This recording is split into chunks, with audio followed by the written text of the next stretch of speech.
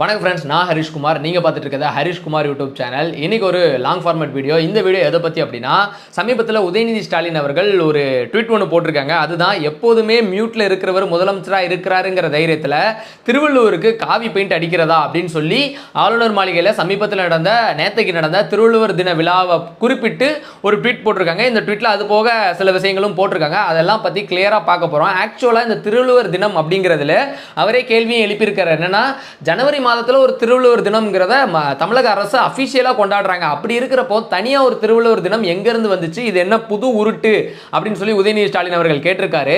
ஆக்சுவலாக எது உண்மையான உருட்டு அப்படிங்கிறத இந்த வீடியோவில் நம்ம பார்க்க போகிறோம். ஸோ வீடியோக்குள்ளே போகலாம். வீடியோக்குள்ளே போகிறதுக்கு முன்னாடி நீங்கள் நம்ம சேனலை இப்போ தான் ஃபஸ்ட் டைம் பார்க்குறீங்கன்னா யூடியூப்பில் பார்த்தா ப்ளீஸ் சப்ஸ்கிரைப் பண்ணிக்கோங்க. அண்ட் இன்ஸ்டா ஃபேஸ்புக்கில் நம்ம சேனலை நீங்கள் பார்த்துருக்கீங்க அப்படின்னா அங்கே ப்ளீஸ் ஃபாலோ பண்ணிக்கோங்க. Let's go to the video. முதல் விஷயம், உதயநிதி அவர்கள் போட்டிருக்க ட்வீட்டில் உள்ள விஷயங்களை நம்ம பார்த்துடணும். அதில் சிஎம் சார் மியூட்டில் இருக்காருன்ற மாதிரி முதல்ல தொடங்கி திருவள்ளுவருக்கு எப்படி காவி பெயிண்ட் அடிக்கலான்னு கேட்டிருக்காரு இல்லையா. ஸோ இது போக என்ன சொல்லியிருக்காருன்னா, இவங்க ஜனவரி மாதத்தில் நாங்கள் கொண்டாடும் போது நீங்கள் எப்படி தனியாக கொண்டாடலாம், திமுக ஆட்சியில் இதே மாதிரி நடந்தப்போ நாங்கள் அந்த காலத்தில் அப்போ இருந்த ஆளுநரை வன்மையாக கண்டித்தோம். அப்படி கண்டிக்கும் போது சங்கிகளை திருத்தணும். அது மூலியமா இப்போ மறுபடியும் தமிழர்களோட சுயமரியாதையை உரசி பார்த்துருக்குறாங்க அப்படின்னு சொல்லி போட்டிருக்காரு. இது போக வள்ளுவரை அவமதிக்கும் பாசிஸ்டுகளுக்கும் அதை அனுமதிக்கும் சோஃபா மாடல் அரசுக்கும் என்னுடைய கடும் கண்டனங்கள். தமிழ் தாய் வாழ்த்து பாட முதல்ல பெர்மிஷன் கொடுங்கன்னு டெல்லியில் கேட்ட மாதிரி இந்த விஷயத்திலையும் முதலமைச்சர் பயந்து நடுங்க கூடாது. சட்டம் ஒழுங்கு விஷயத்துல தான் முதலமைச்சர் சைலண்டா இருக்காருன்னு பார்த்தா, கொள்கை எதிரிகள் வள்ளுவருக்கு காவி பெயிண்ட் அடிக்கிற அநியாயத்தை தட்டி கேட்கவும் தயங்குறது ஏன்னு போட்டிருக்காரு. இதுதான் இவ்வளவு பெரிய ட்விட்டு. ஸோ இப்போ அவர் சொல்ற மாதிரி ஜனவரி மாசத்துல ஒரு வள்ளுவர் தினம் கொண்டாடப்படுது அப்படிங்கிறப்போ ஆளுநர் திடீர்னு நேத்தைக்கு இந்த வள்ளுவர் தினத்தை கொண்டாடுறதுக்கு காரணம் என்ன? இது நேத்தைக்கு மட்டும்தான் நடக்குதா, வருஷம் வருஷம் நடந்துச்சான்னு கேட்டீங்கன்னா வருஷம் நடக்கு. இப்போ உங்களுக்கு ஒரு போட்டோ காட்டுறேன். இந்த போட்டோல வள்ளுவர் என்ன ட்ரெஸ் போட்டிருக்காரு? காவி ட்ரெஸ் தான் போட்டிருக்காரு இல்லையா. நெற்றியில விபூதி இருக்கா? இருக்கு. பட்டை இருக்கு இல்லையா. கழுத்துல ருத்ராட்ச மாலை இருக்கா? இருக்கு. இது எல்லாமே எப்ப நடந்த ஃபங்க்ஷன் அப்படின்னா 2024 இதே மாதிரி ஆளுநர் மாளிகையில் நடந்த வள்ளுவர் தின கொண்டாட்டம். ஸோ அப்போ வள்ளுவருக்கு என்ன ட்ரெஸ் போட்டிருக்காங்க? காவி தான். சரி, அதை விடுங்க. 2024 நடந்துச்சு. ஸ்டாலின் சார் சொல்ற மாதிரி, அதாவது உதயநிதி ஸ்டாலின் சார் சொல்ற மாதிரி அப்போ அவங்க வன்மையா கண்டிச்சிருப்பாங்க, சங்கிகளை திருத்தி இருப்பாங்க அப்படின்னு சொல்றாரு இல்லையா.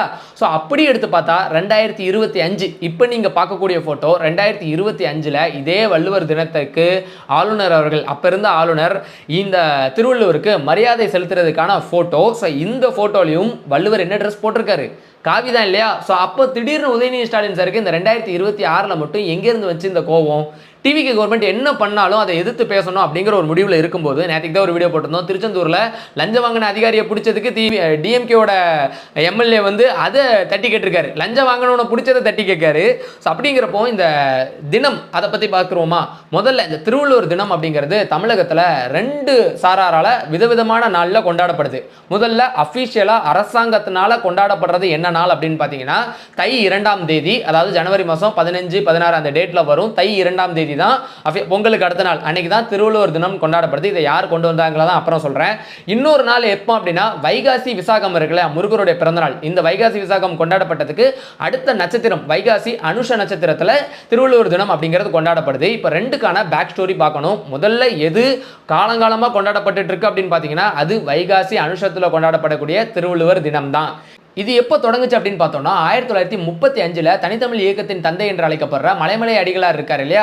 ஸோ அவர் தலைமையில் ஒரு குழு இயங்கியிருக்கு. அந்த குழு எல்லாருமே சேர்ந்து அன்னைக்கு ஒரு மீட்டிங் போட்டு ஒரு முடிவு எடுத்திருக்காங்க. அந்த மீட்டிங்கில் என்ன முடிவு எடுத்திருக்காங்கன்னா, தமிழோட இவ்வளோ பெரிய சிறப்பாக இருக்கக்கூடிய வள்ளுவருக்கு நம்ம ஒரு தினம் கொண்டாடணும், அதை உலக அளவில் கொண்டு போய் சேர்க்கணும். அந்த தினம் தான் இந்த வள்ளுவர் தினம் அப்படின்னு சொல்லப்படுறது. இந்த மீட்டிங் நடந்தது மே 18, 1935. அண்ட் இந்த மே 18 என்ன நாள் அப்படின்னு பார்த்தீங்கன்னா, வைகாசி அனுஷம். அந்த நேரத்தில் வைகாசி அனுஷம் இருந்த அந்த ஒரு நாள். அண்ட் அந்த நாளுக்காக இன்னைக்கு நடந்துச்சு, இன்னைக்கு தான் வள்ளுவர் தினம்னு அவங்க வைக்கல. அவங்க எதுக்காக இந்த ஒரு தினத்தை ஃபிக்ஸ் பண்ணியிருக்காங்க அப்படின்னா, தமிழ் கடவுள் முருகர் இருக்கா இல்லையா, அவருடைய பிறந்த நாள்னு ஹிந்து மக்களுடைய அந்த மக்களுடைய ஒரு நம்பிக்கை எது அப்படின்னா, இந்த வைகாசி விசாகம் அப்படிங்கிற நாள். இந்த நட்சத்திரத்துக்கு அடுத்த நட்சத்திரமா வராது இந்த வைகாசி அனுஷ நட்சத்திரம். ஸோ அப்போ முருகருக்கு அடுத்த நாள் இந்த திருவள்ளுவர் தினம்னு கொண்டாடிடுவோம். தமிழுக்கு இவ்வளோ சிறப்பு சேர்த்த முருகர் ஒரு பக்கம், அடுத்த பக்கம் தமிழுக்கு இவ்வளோ சிறப்பு சேர்த்த திருவள்ளுவருக்கு அடுத்த நாளே பிறந்தநாள் கொண்டாடுறோம்னு சொல்லிட்டு இந்த வைகாசி அனுஷ நாளை தான் அவங்க வந்து திருவள்ளுவர் தினமா அங்கீகரித்து கொண்டாட ஆரம்பிச்சிருக்காங்க. இது கொண்டாடப்பட்டு வந்துகிட்டே இருந்திருக்கு இந்த திருவள்ளுவர் தினம்ங்கிறது. ஆனால் இது அஃபிஷியலாக கவர்மெண்டால ஏற்றுக்கொள்ளப்பட்டது எப்போ அப்படின்னு பார்த்தீங்கன்னா 1971 அப்ப இருந்த முதல்வர் திரு கருணாநிதி அவர்களார். அவர் என்ன பண்ணாரு, இந்த டேட்டை ஏற்றுக்கிட்டாரா அப்படின்னு கேட்டிங்கன்னா கிடையவே கிடையாது. டிஎம்கே பொறுத்தளவில் ஆரம்பத்துலேருந்தே இவங்க என்னென்ன வேலைகளை பார்ப்பாங்க நம்மளுக்கு நல்லாவே தெரியும். ஸோ அவர் என்ன பண்ணியிருக்காருன்னா இந்த நாள் திருவள்ளுவர் நாள் கிடையாது. 1921 அவர் சொன்ன டேட்டு 1921 ஒரு மீட்டிங் நடக்கு. இதே தனித்தமிழ் இயக்க தந்தை திரு மலைமலை அடிகளார் அவர்களுடைய தலைமையில் 1921 ஒரு மீட்டிங் நடந்துச்சுப்பா. அந்த மீட்டிங்ல அவங்க முடிவெடுத்தது என்னன்னா திருவள்ளுவர் ஆண்டுன்னு சொல்லி ஒரு ஆண்டு கொண்டு வரணும்னு முடிவெடுத்திருக்காங்க. அந்த ஆண்டு அப்படிங்கிறது தையில தொடங்கி அதுக்கு அடுத்து பார்த்தீங்கன்னா மார்கழியில முடியுது. ஸோ இந்த ஆண்டு தமிழக அரசால் அங்கீகரிக்கப்படக்கூடிய ஒரு ஆண்டா இருக்கணும். அப்படி தையில் தொடங்கக்கூடிய அந்த ஆண்டுல தை 2ஆம் தேதி, தை 1ஆம் தேதி தமிழர் திருநாள் பொங்கல் இருக்கு.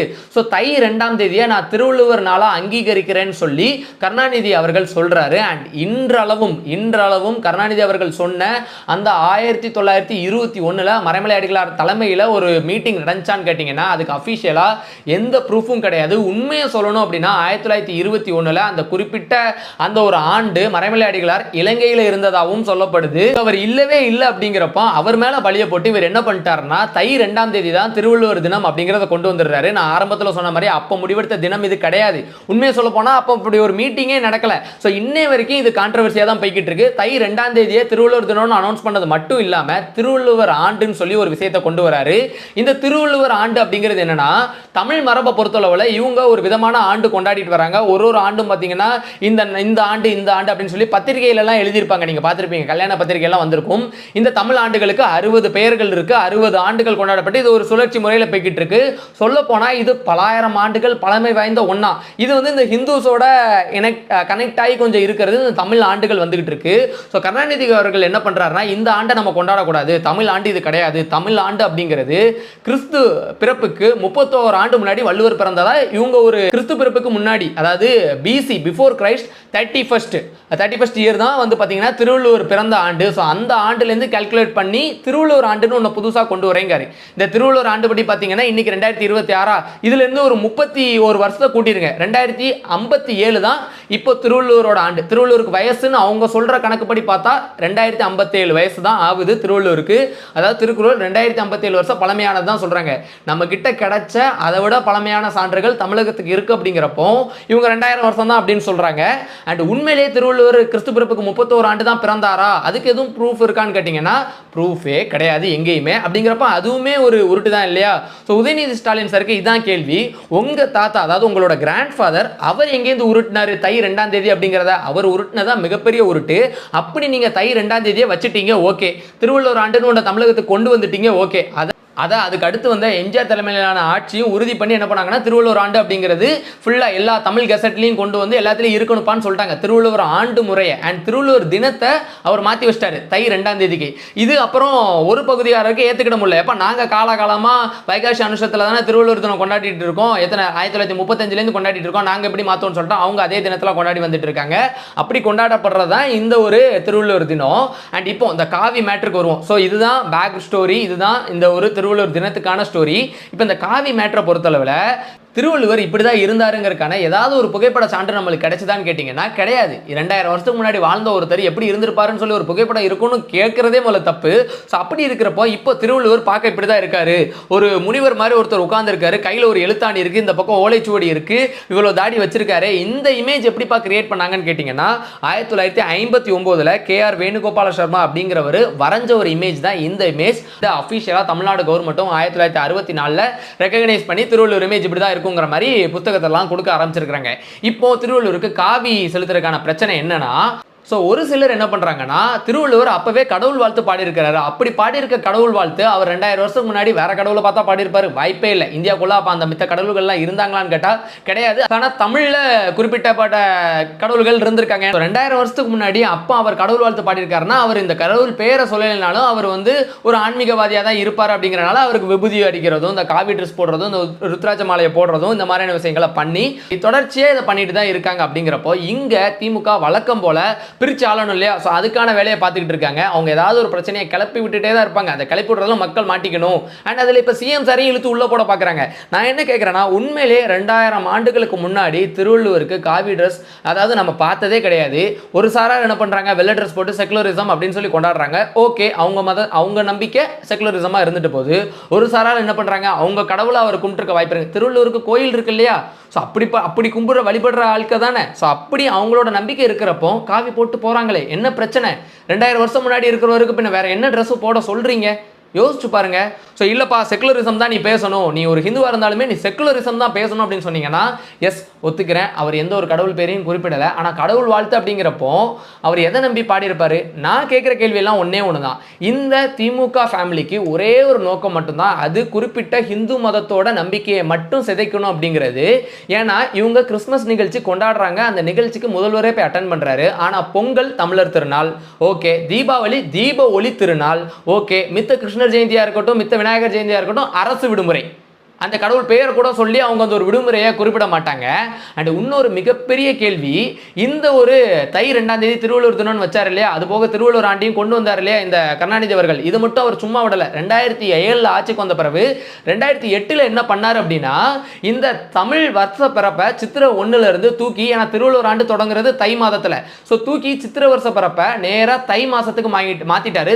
தை 1ஆம் தேதி தமிழ் வருஷ பிறப்புன்னு சொல்லிட்டாரு. ஸோ அப்பலேருந்து தமிழ் வருஷ பிறப்பை தை 1ஆம் தேதி கொண்டாடிட்டு இருக்காங்க. இது எவ்வளோ பெரிய சேஞ்ச் தெரியுமா? இதை பண்ணுறதுக்கு திரு கருணாநிதி அவர்களுக்கு யார் உரிமை கொடுத்தா அப்படின்னு தெரியல. ஒரு குறிப்பிட்ட மதசாரோட நம்பிக்கையில் என்னைக்கு நம்ம உள்ளே போகக்கூடாது, இதுதான் என்னோட கருத்து. சரி, அப்படி மாற்றிட்டாங்க ஓகே. அன்னையிலிருந்து இன்னைய வரைக்கும் எல்லா சேனல்களையும், அதாவது அவங்க ஃபேமிலி வச்சிருக்கக்கூடிய சேனல்களில் பொங்கல் அன்னைக்கு தமிழ் புத்தாண்டு நாள் அப்படின்னு தான் சொல்லி போடுறாங்க. ஆனால் தமிழ்நாடு கவர்மெண்ட் கெசட்டில் என்ன இருக்கு? 2011 ஜெயலலிதா மேடம் எப்போ ஆட்சிக்கு வந்தாங்களோ அப்போ அவங்க போட்ட முதல் கையெழுத்தே என்னன்னா, தமிழ் வருஷ பிறப்பை தை 1ஆம் தேதியிலேருந்து சித்திரை 1ஆம் தேதிக்கு மாற்றுறது. அண்ட் இன்னைக்கும் தை 1ஆம் தேதி தமிழ் வருட பிறப்பு கிடையாது, சித்திரை 1ஆம் தேதி தான் தமிழ் வருட பிறப்பு. கெசட்லையும் இருக்கு, லீவும் விட்டுட்டு இருக்காங்க. அப்படி இருக்கிறப்போ நீங்க ஏன், அதாவது தமிழ்நாடு கவர்மெண்ட் தனியாக கொண்டாடுறப்போ நீங்க ஏன் தனியாக தை 1ஆம் தேதியை தமிழ் வருட பிறப்புன்னு கொண்டாடிட்டு இருக்கீங்க? உங்களுக்கு ஒரு ரூல்ஸ், அதாவது உங்க கிராண்ட் ஃபாதர் கொண்டு வந்ததை மட்டும்தான் நாங்கள் எல்லாரும் கேட்கணும் அப்படின்னு நினைச்சீங்கன்னா அது ஏற்றுக்கொள்ள முடியாது திரு உதயநிதி ஸ்டாலின் அவர்களே.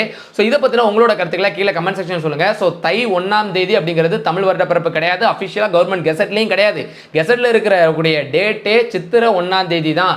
இதுதான் தமிழ் மரபு. இந்த ஒரு ஆண்டு படி தான் 60 ஆண்டு காலம். இதை என்ன சொல்றாங்கன்னா, இந்த 60 ஆண்டு கால மரபு இருக்கு இல்லையா, இது தமிழ் மரபே கிடையாது. அந்த பெயர்களில் வடமொழி சொற்கள் கலந்துருக்கு.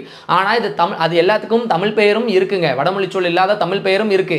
இது இப்போ உள்ளது கிடையாது. அது என்னது, தமிழர்களோட இதே கிடையாது. வெளியிருந்து ஹிந்துவிசம் நம்ம மேல திணிக்கிறாங்கன்னு சொல்லிட்டு தமிழ் மரபே அழிச்சிட்டு இவர் இஷ்டத்துக்கு இவர் டேட்டை மாத்தி வைக்கிறது அப்படிங்கிறத கண்டிப்பா ஒரு காலமும் நம்ம ஏத்துக்கொள்ள முடியாது. அண்ட் இப்ப இருக்கிற சிஎம் விஜய் சாரும் கூட பொங்கல் அன்னைக்கு பாத்தீங்கன்னா, நான் அன்னைக்கே வீடியோ போட்டிருந்தேன். அன்னைக்கு என்ன பண்ணியிருந்தாருன்னா, தமிழ் புத்தாண்டு நல்வாழ்த்துக்கள்னு போட்டிருந்தாங்க. அஃபிஷியலி கவர்மெண்ட் கெசட்லேயே தமிழ் புத்தாண்டு அப்படிங்கிறது சித்திரை 1ஆம் தேதி அப்படிங்கிறத தெரிஞ்சுக்கோங்க.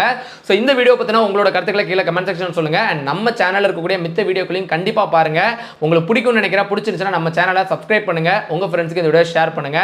வேற ஒரு வீடியோல பார்ப்போம். Thank you so much. டாடா பாய்.